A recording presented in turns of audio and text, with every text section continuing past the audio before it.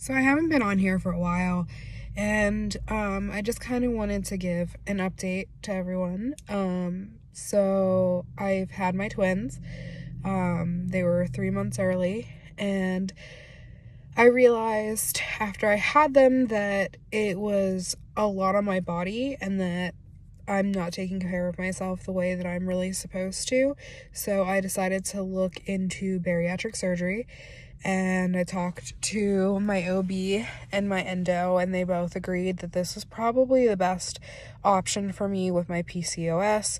So I started the process of going to have my bariatric surgery approved. So far I've done the psych eval, the first appointment, the blood work, the chest x-ray, and today I'm doing the echocardiogram and EKG, seeing a cardiologist. My next step after this is going to be pulmonary function test and my pre-op visit with my pulmonology doctor. So those are kind of where I'm at with the bariatric surgery. To have my endoscopy done, which is another thing that I've had done. And I was $300 at that appointment a month late after my first initial evaluation. And then now a month later, so I've been going at this for about 2 months, I was $304. I have a hard time believing that I was $300 at that appointment. I just don't think that I did enough to drop 6 pounds in a month. So I think that $304 is probably a lot more accurate. But my goal weight is 180 pounds. That's like my dream weight. Realistically, I can probably get somewhere between 200 and 210 within the first year to 2 years after my surgery. So that's dropping a considerable amount of weight. 100 pounds is a lot to lose in such a short amount of time. So my struggles right now are really portion control, and figuring out alternatives to what I can eat. I was not eating very well before this surgery, just the stress of having newborn twins and things like that. So I'm trying to find healthy alternatives to things that I eat on a regular basis. One that I saw is putting broccoli instead of noodles over like chicken or shrimp Alfredo. Just things like that, simple little things that I can do now to help lose the weight. And I'm slowly cutting back on portions. I'm using smaller plates instead of my big plates. I'm using my medium plates, and eventually I'm going to move down to my small plates. I'm not having as many carbs. We had tacos last night, so I just put them all in a bowl, all my ingredients in a bowl instead. I used turkey meat instead of ground beef.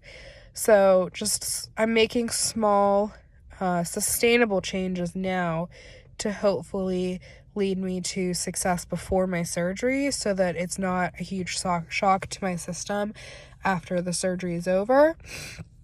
I'm trying to cut back on my carbonation because I love carbonated drinks.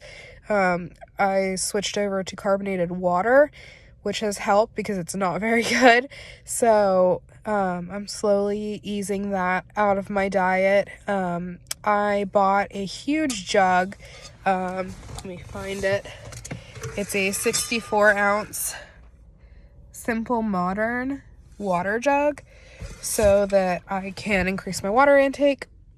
My overall goal is 150 ounces a day. I'm starting slow. I'm trying to drink like 1 to 1.5 of those, so anywhere from 60 to 120 ounces instead of the full 150. Eventually I'll get there, but it's a lot for my bladder to take right now. So that's kind of where we're at. So it is Wednesday, January 12th. Today I'm back at the hospital. We're doing an echocardiogram, and we are doing a visit with a cardiologist and pulmonologist. So we're going to check and make sure that my heart can take the surgery. I did start working out 3 days ago, and hurt myself already because I went too fast. I'm an all or nothing kind of person, and I just took it a little too far for my first time back working out in a year and a half. So I'm gonna try maybe to ease into it with a yoga routine at home, and then we'll move on to maybe some HIIT workouts, something like that, after I'm done and my muscles are all warmed up, and I've had a good solid routine of working out. So I will check back in after the appointment. I just spent about 2 hours, 3 hours at the hospital. I had an echo done, which took the longest, took an hour and a half, and then I went up to the cardiologist, had an EKG done, and met with 3 doctors, one med student, one